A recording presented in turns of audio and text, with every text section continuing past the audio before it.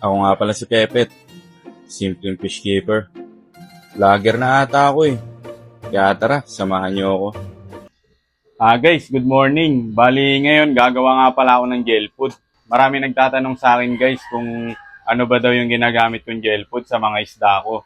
Ngayon, ipapakita ko sa inyo at ituturo ko kung ano ba yung ginagamit kong gel food sa mga isda ko. Tsaka, yun guys, sobrang bisa ng ginagamit ko guys. Mabilis makapagpalaki ng fry. Tapos, yun din yung ginagamit ko sa grooming. Tsaka, kung napanood niyo yung una kong video guys, di ba gumawa ako ng steam egg. Ngayon naman, gagawa ako ng gel food. Tapos, obserbahan nyo na rin, tsaka titignan din natin kung ano ba, kung saan ba sila mas magana kumain, kung sa steam egg ba o sa gel food. Pero guys, pares lang din naman yun. Ngayon, titingnan lang din natin kung saan sila mas magana kumain. Kasi, lalo ngayon guys, ang daming gel food na lumabas ngayon. Parang halos usong-uso siya sa market, di ba? Yung iba, man nagdi-DIY. Yung iba naman, talagang meron silang brand ng mga gel food nila. Eh ako naman guys, yung brand ng gel food na ginagamit ko is yun na talaga yung ginamit ko noon pa. Although nag-try din naman ako ng iba, pero doon talaga mas nag-stick kasi talagang nakita ko yung resulta niya sa mga isda ko. Kumbaga, nakita ko yung potential niya na talagang mabisa sa mga isda natin. Kaya ngayon, papakita ko sa inyo guys. Tara, let's go!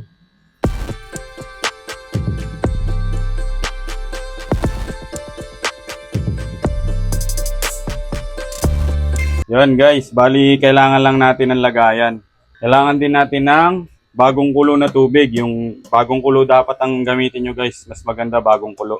Tapos guys, ito nga pala yung ginagamit ko. Hypropectin gel food. Guys, ito. Sobrang bisa na ito guys. Ito na talaga yung ginagamit ko noon pa na gel food.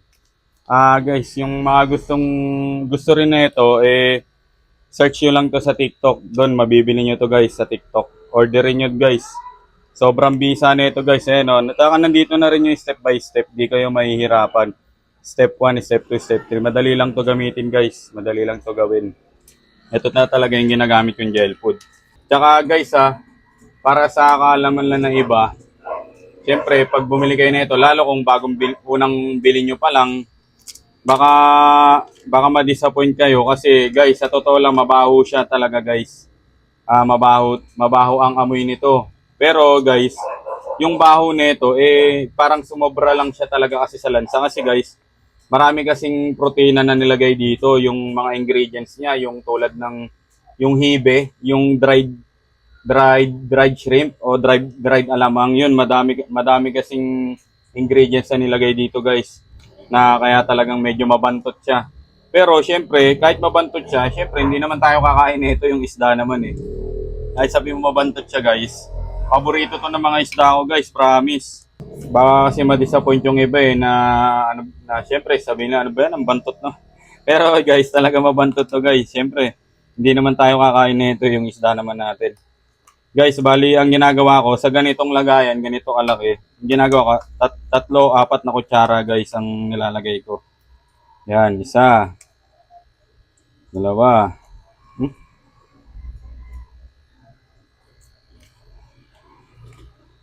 3. Yan guys, yung 3, pwede na yun, marami na yun. Bali kayo, tansya-tansyahin nyo na lang kung gaano karami. Madali lang din naman siya tansyahin guys. Tulad yan, ganyan karami guys. Goods na yan. Tapos, pag naglagay kayo guys, yung bagong kulo na tubig. Kasi yung iba parang nagsasabi sa akin na bakit daw yung mga nakabili, hindi daw nagiging gel food. Sabi ko, baka nasobrahan nyo kasi ng tubig. Kaya hindi talaga yun magiging gelatin. Yan, tansyahin nyo lang guys. Dapat yung tubig nyo konti lang. Yung tipong pag hinalo nyo malapot lang. Yan. Yan guys, ganyan karaming tubig. Tapos, haluin nyo lang na maigi guys. Dapat ma-dissolve lahat ng powder. Ay, init. Haluin nyo lang na maigi. Tapos guys, yung amoy, tiisin nyo na lang. Talagang medyo mabantot talaga siya. Pero ako kasi guys, sanay na ako. Kumbaga sa akin kasi guys, sanay na ako dito Hindi na ako nababahuan. Pero kung sa mga bagong bibili nito o gagawa, tiisin nyo na lang. Ang mahalaga makakain yung mga isda nyo kasi paborito nila to guys. Yung amoy kasi nito para sa kanila mabango yun. Yung ganong amoy, naamoy kasi nila agad yan guys na malansa eh. Kaya magugustuhan na agad nila to. Try nyo to ipakain guys sa mga isda nyo. Promise, di nyo pagsisisiyan. Ito guys oh, high propectin. High propectin lang sa kalam. Tingnan nyo guys oh, may taong isda. Sobrang bisa na ito guys. Ganyan lang yung texture niya guys. Medyo mainit pero aray. Yan, ganyan lang siya guys. Ganyan. Maya maya magiging gelatin na yan guys. Ang gagawin natin, hihintayin lang natin yan guys na maging gelatin. Ito nga, nagiging gelatin o yung nasa kutsara. Yan, antayin lang muna natin lumamig yan guys para maging gelatin. Guys kung gusto nyo bumili na ito, meron na ito sa TikTok ko. Search nyo lang yung Pepet Molly. O kaya kahit mismo, i-search nyo yung high propectin. Lalabas na agad yan doon. Tapos, mabibili nyo yan sa Yellow Basket ko, guys. Mabisa to, tsaka mabilis lang din dumating. Marami pa tayong stock na ito, guys. Pero hindi ako yung may-ari na ito, guys, ha. Ini-introduce ko lang din sa inyo. Malay nyo, di ba? Maganda rin yung resulta sa mga isda nyo. Sa akin kasi, talagang gamit ko na talaga to. Mabisa to sa mga isda ko, guys. Kaya, subukan nyo rin. Wala namang mawawala, di ba? Kayo. Basta ito, meron na ito sa TikTok ko, guys. Bali, yan, antayin lang muna natin lumamig. Samahan nyo muna ako guys kasi ang gagawin ko ngayon ililipat ko yung mga fry ko. Ito guys hindi ko pa ito mga fry ko na to, yung mga nandito yung pinakita ko sa inyo sa vlog ko kahapon.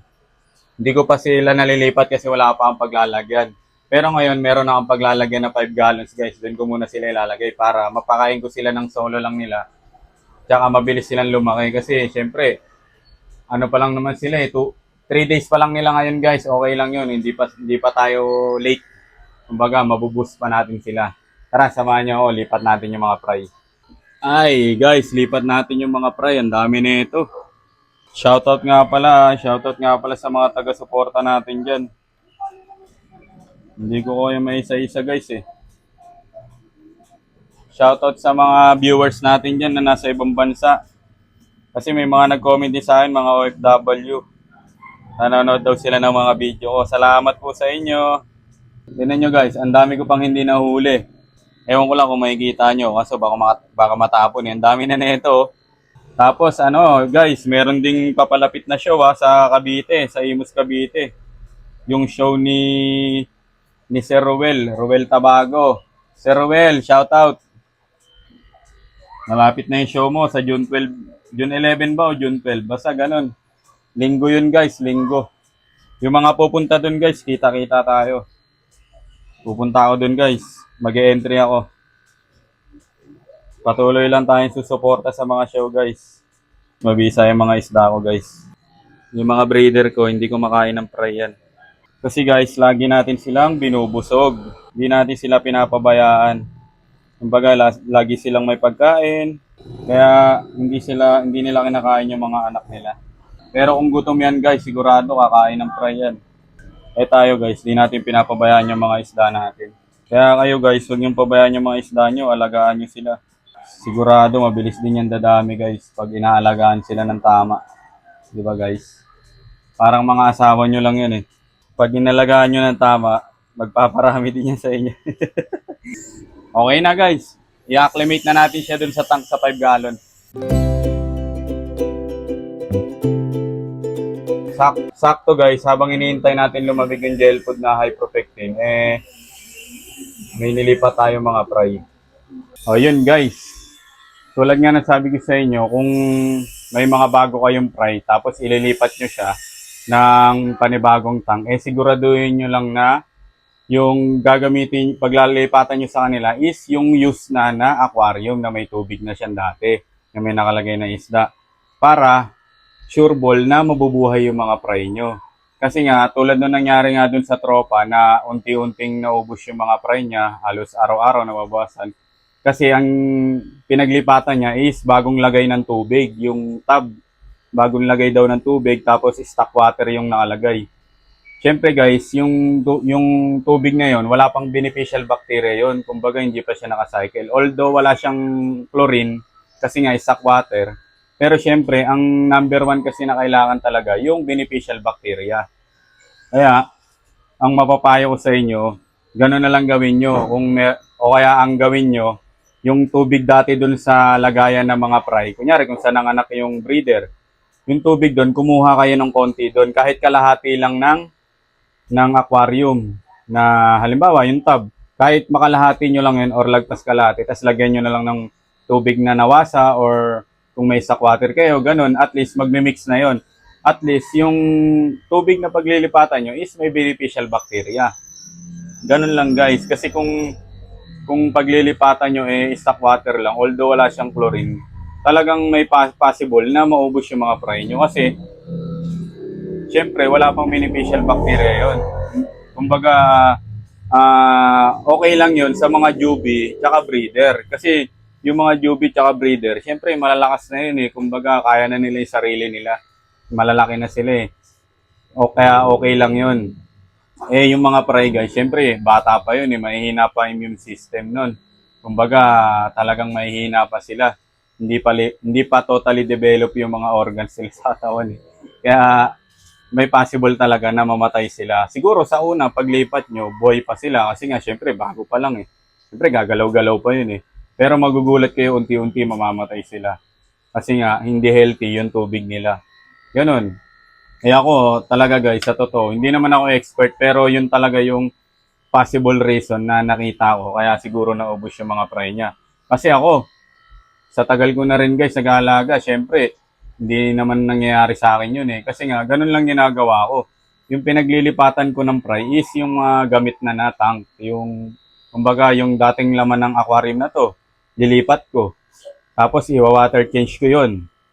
Pag na-water change ko yun, doon ko na ilalagay yung mga fry, di ba? Kumbaga establish na yung ano doon, establish na yung beneficial bacteria doon. May good bacteria na yun, tsaka bad bacteria. Kaya siguradong safe na yun sa mga fry. Kahit sabihin mong bago yung paglilipatan nila, ang mahalaga doon is meron ng beneficial bacteria. Yan, ganun lang naman guys. Kaya sa susunod, at least alam nyo na. Diba? Para hindi na rin mangyari sa inyo yung nangyari dun sa tropa na naubusan ng fry. Yan guys. Siyempre, wala namang masama kung gagawin nyo, diba? Ako naman, share the experience lang. Para at least hindi tayo ma-discourage, hindi tayo tatama rin mag-alaga ng isda kasi nakakatamad din talaga yun pag hindi yung hinaantay mong yung magandang breeder na inaantay mo na mga anak. Tapos, syempre, ang tagal mong inintay mga anak, di ba? Nung nanganak, tas nilipat mo, unti-unting nauubos. Syempre, nakakatamad din talaga yun, guys. Pero at least, start to experience lang. At least sa susunod, alam nyo na yung gagawin, di ba? Ganun lang, guys. O nga pala guys, malamig na yata yung gel food na ginawa natin kanina. Tara, pakain na natin guys para makita natin yung kung gaano ba kagana yung mga isda natin dun sa gel food na high protectin. Tara, let's go! Yan guys, malamig na. Ito na yung gel food natin na high protectin. Sobrang solid guys, di ba? Gelatin na gelatin yan guys. Yan. Kuha lang tayo dito. Pakain natin sa mga isda natin. Ito mga juvie to guys. Hey! Grabe guys, Sa kutsara pa lang, pinagagawa-gawan na. Tingnan nyo naman yan guys. Sobrang solid yan. Ha? Sobrang solid yan guys. High protectin lang sa kalam. Ito na kasi talaga guys yung ginagamit yung gel food. Kaya alam na nila yan. Paborito kasi talaga nila to guys. Ha?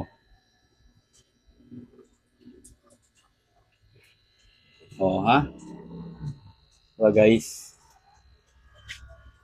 Paborito nila yan guys, high protectin. Kaya ako, ito na talaga yung ginagamit ko noon pa. Guys, nakita nyo naman kung paano nila pagpiestahan tong high protectin gel food, di ba? Sabi ko sa inyo guys, sobrang bisa na ito guys. At saka, nga pala guys, kung may natira man na gel food, kunyari, may natira dun sa lagayan, tapos hindi nyo napakain lahat, pwede nyo ilagay yun sa rep guys. Wag sa freezer Wag sa freezer, ilagay nyo lang sa rep. Dun lang kahit sa baba lang para hindi siya mapanis. Kasi guys, syempre pag di nyo nilagay ito sa rep, mapapanis din to. Pero pag nilagay nyo to sa rep guys, kahit 1 linggo, okay lang. Kasi na-experience ko na yun guys. kahit isang linggo or lagpas pa nga isang linggo pinapakain ko pa rin sa mga isda ko okay naman, goods naman, sarap na sarap pa din sila.